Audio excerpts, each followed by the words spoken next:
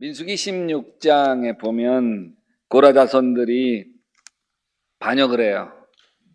이스라엘의 유력한 지휘자들 250명을 선동해서 모세와 아론을 에워싸고 공격을 합니다. 그 250명은 그냥 어중이 떠중이 모아낸 250명이 아니라 이스라엘 백성들이 총회에서 대표로 뽑은 250명이에요. 그러니까 국회의원급 되는 사람들 250명이에요. 그들 중에 모세와 아론을 두둔한 사람 한 사람도 없습니다. 다 고라 편에 서서 모세와 아론에게 반역을 합니다. 당신들은 분에 넘치는 일을 하고 있어. 온 회중이 다 거룩하고 그들 가운데 주님이 계시는데 어찌하여 모세, 아론 당신들만 주님의 회중 위에 군림하려 하오? 여러분, 여기 고라와 반역한 레위 사람들의 요구는 분명합니다. 왜 아론과 그 자식들만 대대로 제사장 해야 되느냐? 이스라엘 백성들이 다 거룩하니 돌아가면서 제사장 해 먹자, 이런 거. 모세와 아론이 얼마나 당황했는지 모릅니다. 고라는 그래서는 안 되는 사람이죠. 왜냐하면 남들은 그래도 고라는 그러면 안 돼요. 왜? 여기 고라는 모세와 아론의 사촌 동생입니다. 친척인 거죠. 최측근에서 도와야 할 사람이 반역해요. 고라가 반역을 할 때 가장 곤란한 게 아론이에요. 지금 고라와 레위지파 자손들이 욕심내는 자리가 아론의 자리이기 때문에 그래요. 이 제사장 자리. 사실 레위지파는 여호수아가 가나안 땅 정복해서 땅을 분배할 때 땅 하나 받지 못했어요. 대신 레위지파는 하나님을 잘 보필하도록 특별한 직임을 받습니다. 그래서 모세가 레위지파 자손들을 향해서 이렇게 꾸짖습니다. 이스라엘의 하나님이 당신들을 이스라엘 회중 가운데 구별하여서 주님께 가까이 나오게 하셨소. 그리고 주님의 성막의 일을 하게 하셨소. 그뿐 아니라 당신들을 회중 앞에 세워 그들을 돌보게 하셨소. 그런데 이것이 당신들에게 부족하단 말이오. 근데 이제 제사장까지 달라고 우격다짐하니 하나님 무서운 줄 아시오. 고라 입장에서는 좀 서운하죠. 레위 지파가 땅을 분배받지 못했지만 이스라엘 지파들 12지파가 땅의 소산물에서 10분의 1을 레위 지파에게 줍니다. 그리고 레위 지파는 그 중에 또 10분의 1을 아론과 그 제사장 가문에게 주게 되어 있습니다. 그러니까 병원으로 말하면 레위 자손들은 다 간호사들 같고 아론과 그 아들들은 의사 대우 받는 것처럼 느껴진 거예요. 불만이 터진 거죠. 바로 이때 모세가 땅에 엎드려 있다가 일어나 고라 일당에게 말합니다. 내일 아침 여호와께서 누가 여호와의 사람인지 보여줄 거요. 내일 고라를 따르는 사람들은 향로에 불을 담아 향을 피우고 여호와 하나님 앞에 서게 될 것이고 아론도 함께 향을 피우며 설 것이요. 다음날 아침 반역의 무리들이 향을 피우고 나오자 마치 지진이 난 것처럼 땅이 쫙 갈라치고 고라를 따르던 사람들이 산채로 묻혀 죽었습니다. 그리고 그때 여호와의 불이 내려가지고서 그 불이 향을 피운 사람 250명을 죽입니다. 재앙이 다 지나간 뒤에 하나님이 모세에게 이렇게 말씀하셨습니다. 너는 이스라엘 자손에게 말하여 그들에게 지팡이를 모아라. 그 각 종족별, 지파별로 지팡이 하나씩 곧 각 종족 지파마다 한 지도자에게서 하나씩 지팡이가 12개다. 너는 각자의 이름을 그 지팡이 위에 써라. 레위 지파 지팡이에는 아론의 이름을 써라. 각 지파의 우두머리마다 지팡이가 한 개씩 이어야 한다. 그 지팡이들을 회막에 두되 내가 너희를 만나는 언약궤 앞에 놓아 두어라.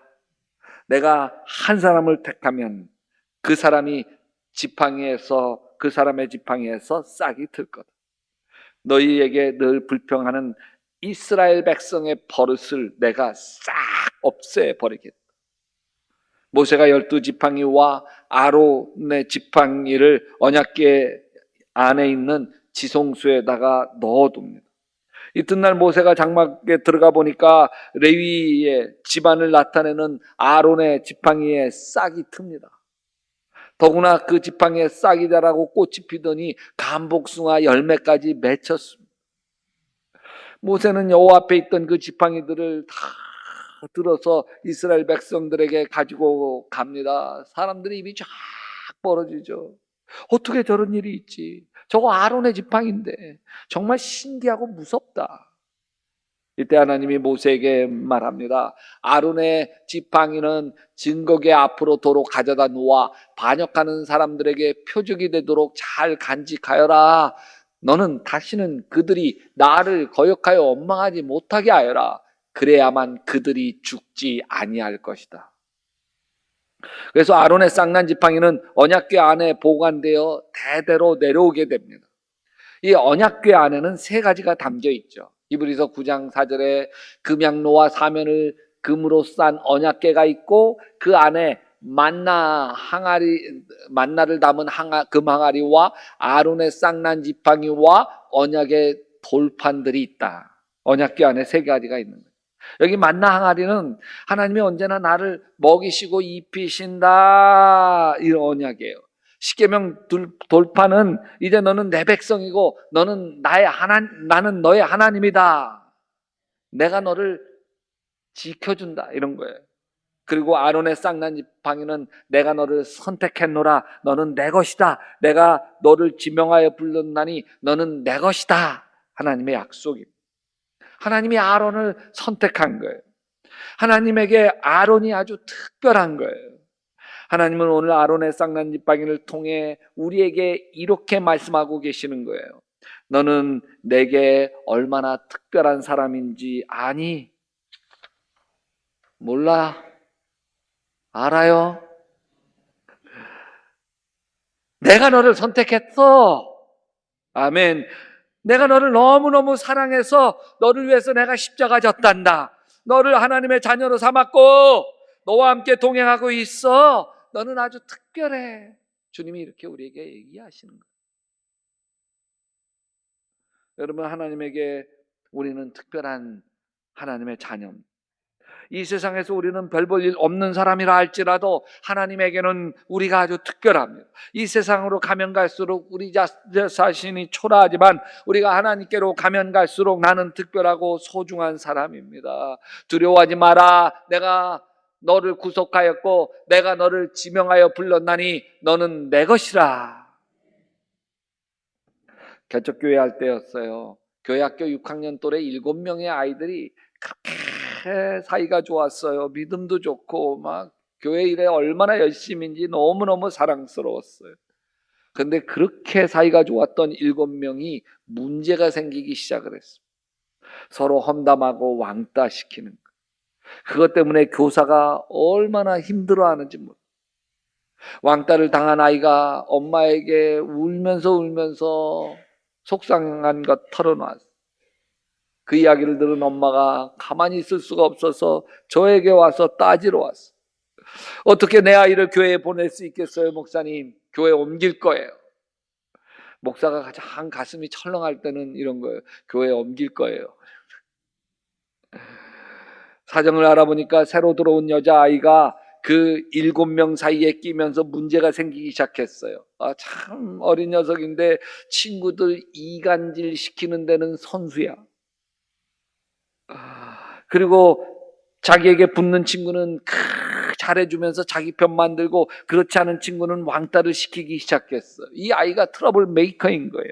미꾸라지 한 마리가 들어와서 온 연못을 휘저 놓고 있는 거예요. 그래서 이 교사가 얼마나 골치 아파하고 있는지 모르겠어요.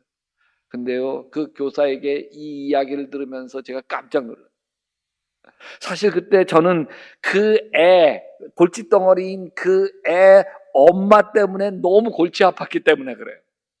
그의 엄마가 끼면 꼭 이간질이 시작되었어요. 속회에 끼면 속회가 시끄러워지고 선교회에 끼면 선교회가 시끄러워지기 시작했어요. 그래서 나 그 엄마 집사 되시는 분을 그냥 우리 교회에서 도려내고 싶었어요.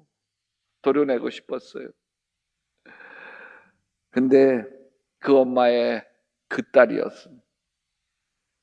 그 엄마와 상담을 시작했어요. 자기 엄마 이야기를 좀 털어놓게 했어요. 이야기를 들어보니까 참 눈물겨운 어린 시절을 보냈더라고요. 엄마가 자기 5살 때 아빠와 못 살겠다고 집을 나가버렸어. 그래서 5살 나이에 할머니 집에서 자랐어요. 몇 년이 지난 뒤에 아빠가 재혼을 해서 다시 아빠 집으로 갔어요. 사춘기에 막 들어설 때였고 새 엄마에게 고분고분할 나이가 아니었어요. 참 많이 맞고 자랐어요. 아빠에게도 많이 맞았고 새 엄마에게는 아빠 없을 때 더 가혹하게 맞았어요. 결국 중학교 때 가출해서 안 해본 것 없이 다 하며 살아왔어요. 그러면서 마음이 참 많이 병들어진 거죠. 제가 물었어요. 친엄마는 만나봤어요? 어디 산다는 이야기는 들었는데 만나고 싶지 않아요. 아버지와는 왕래를 해요. 인연 끊고 산 지 오래됐어요. 꼴 보기도 싫어요. 제가 그 집사님에게 참 살아온 인생이 눈물겹네요. 어떻게 견디고 살아오셨어요? 참 대단하세요. 이 한마디에 이 집사님 마음이 무너져 흐느껴 울기 시작했어. 참 한참 울던 이 엄마가 한마디 하는데 깜짝 놀랐어. 목사님, 저는 제 자신이 너무 싫어요. 그리고 저를 꼭 닮은 제 딸도 너무 꼴보기 싫어요. 이제 깨달았어요. 아, 자기 자신을 사랑할 수 없으면 인생이 이렇게 불행해지는구나. 자기 자신을 사랑할 수 없으니까 자꾸 다른 사람들도 미워지는구나. 여러분, 다윗은 참 엄청난 불행을 억세게 헤쳐간 사람이죠. 사울 왕에게 쫓겨서 10년 광야 생활을 해야 했고 인생 말년에는 왕자 압살롬 반역으로 왕궁에서 맨발로 도망가야만 했습니다. 근데 이런 다윗이 어떻게 그 모진 고난들을 다 헤쳐나갔을까? 아주 다윗에게 분명한 것이 있었어. 그것은 이런 거예요. 난 괜찮은 사람이야. 나는 하나님이 함께하는 사람이야. 나 크게 될 사람이야. 다윗에게 그게 있는 거예요.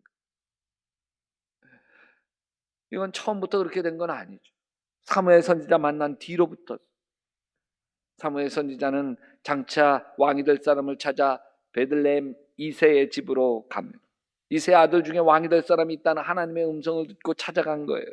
처음 큰아들 엘리압을 딱 보는 그 순간, 야, 이 사람이구나. 기골이 장대하고 용모가 아주 출중한 사람이었어요. 그러나 하나님이 아니라는 거예요. 둘째 아들 아미다갑도 아니라는 거예요. 삼마도 아니라는 거예요. 7 아들 다 지나가는데 하나님이 아니라는 거예요. 분명히 있다고 하셨는데 또 없냐? 그랬더니 지금 들판에서 양을 보고 있는 막내 다윗이 있기는 한데 얘는 감이 아니에요. 볼 필요도 없어요. 나 그 아이 안 나오면 내가 밥 안 먹겠다고 버텨요. 그래서 다윗을 데리고 왔는데 하나님 기름 부으라는 거예요.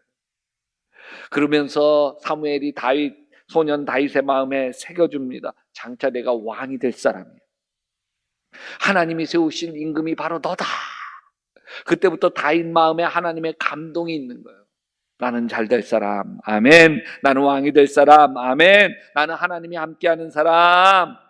엄청난 불행과 고난 속에서도 다윗은 사무엘을 통해 받은 마음을 놓치지 않습니다.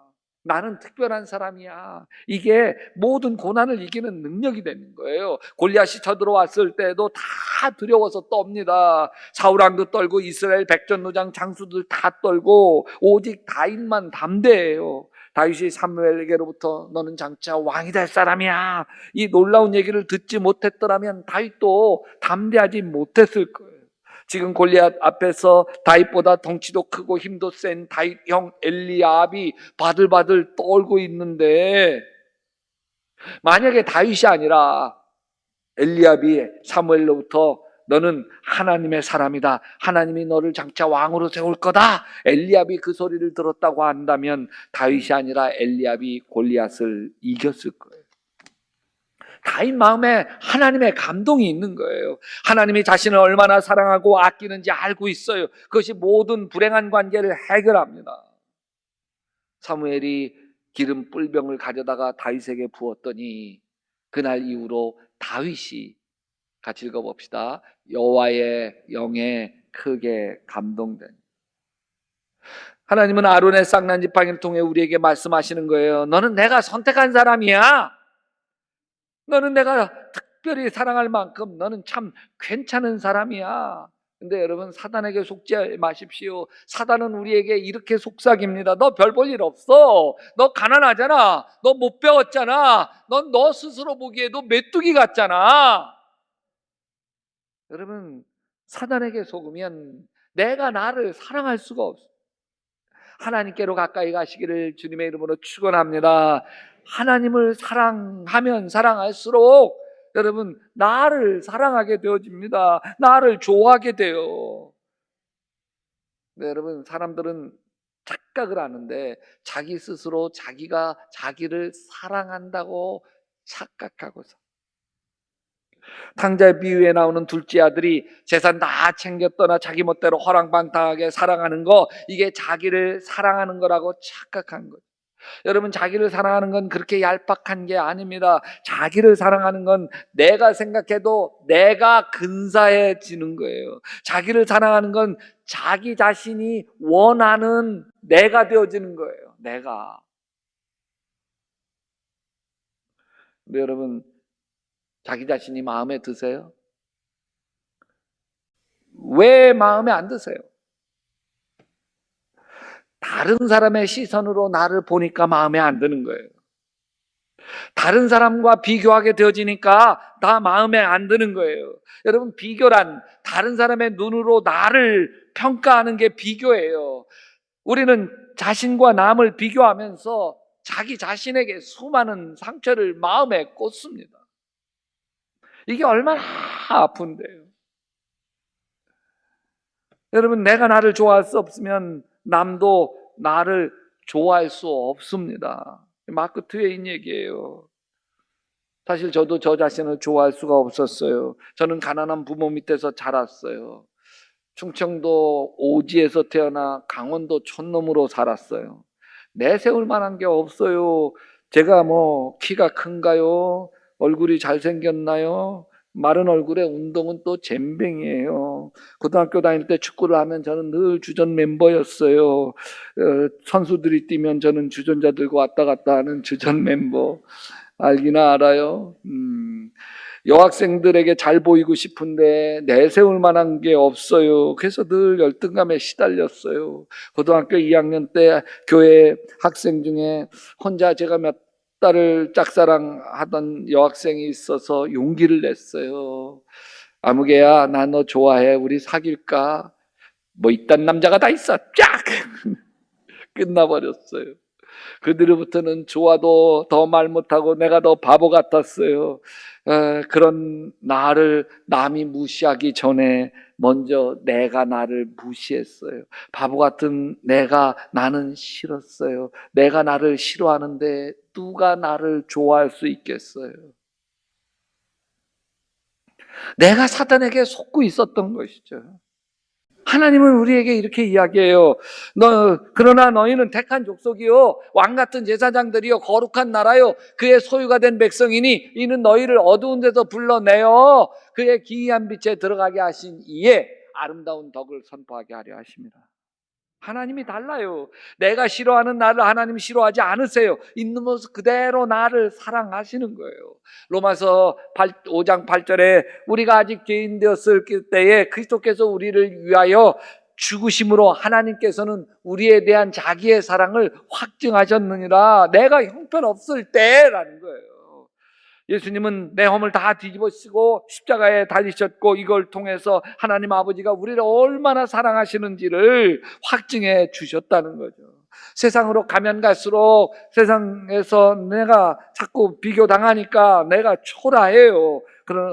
뭐 하찮은 사람 같고, 그러나 하나님께로 가면 갈수록 내가 소중해집니다. 나를 있는 모습 그대로 사랑하게 됩니다. 왜냐하면 하나님이 있는 모습 그대로 나를 사랑하시기 때문에 그래요. 저는 참 어리숙했어요. 외모에 대한 열등감이 많았고 여자 앞에서 홍당무가 되었어요. 근데 하나님의 사랑을 깨닫고 하나님의 사랑을 맛보기 시작하면서 내가 달라지기 시작을 했어요. 내가 나를 좋아하기 시작을 했어요. 내가 나를 좋아하기 시작하니까 괜찮은 여자가 내 마누라 됐어요. 날 사랑하심, 날 사랑하심, 날 사랑하심. 어디에? 성경에 써 있네. 난 내가 좋아요. 왜요? 나 하나님 작품이잖아요.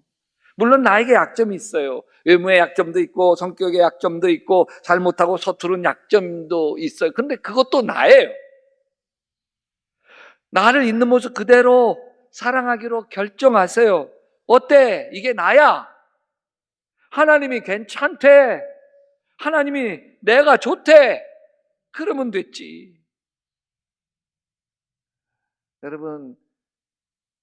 여러분 아이들에게도 계속 자존감을 심어주도록 여러분 위해서 기도해주고, 하나님에게 너 특별해, 하나님 널 너무너무 사랑해, 그러면서 자꾸 자존감을 심어주세요.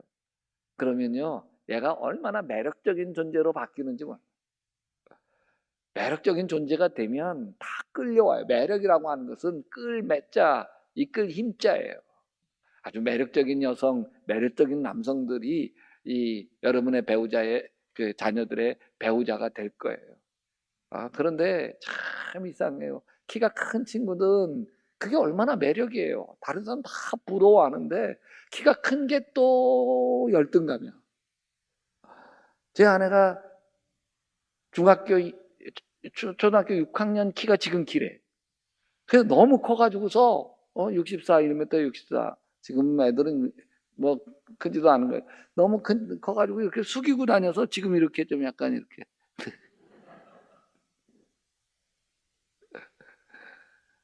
그게 매력인 걸. 여러분 작으면 작은 게 얼마나 매력인데요. 할렐루야. 저는요 저보다 큰 사람들은 좀 징그럽고요, 저보다 작은 사람은 좀 안쓰러워요. 네. 세상에 가장 적당한 키가 내 키야. 내가 그렇다는데 누가 뭐래? 하나님이 그렇다는데. 할렐루야. 나 자신이 가장 소중해요. 하나님의 눈으로 나를 보세요. 사탄 마귀가 속삭이는 눈으로 보지 말고, 세상이 나에게 준 눈으로 나를 보지 말고, 타인의 시선으로 나를 보지 말고 하나님의 시선으로 볼 수 있게 되시기를 바랍니다. 내 인생 힘겨우신가요? 짐이 무거우신가요? 아주 힘겨워하는 나 자신을 여러분들이 격려하고 축복하되 하나님의 눈으로 나를 보시기 바랍니다. 그리고 이렇게 고백하세요. 하나님 사랑합니다. 나는 소중한 사람, 모든 게 잘 될 걸 믿습니다. 한 번 더 합시다. 시작. 하나님 사랑합니다. 나는 소중한 사람, 모든 게 다 잘 될 걸 믿습니다. 저는 거울을 보고 말을 걸 때가 종종 있어요. 규희야, 나는 내가 좋아. 내가 잘 견뎌주어서 고마워. 규희야, 내가 나여서 참 감사해. 오늘 많이 힘들었지? 푹 쉬렴. 나를 격려해요. 하나님의 눈으로 나를 바라보시기를 바랍니다. 오늘 아론의 쌍난 지팡이를 통해서 우리에게 이렇게 이야기하시는 거예요. 넌 소중해, 괜찮아, 사랑받기 위해 태어났어, 행복할 권리도 있고 자격이 있는 너 참 괜찮다.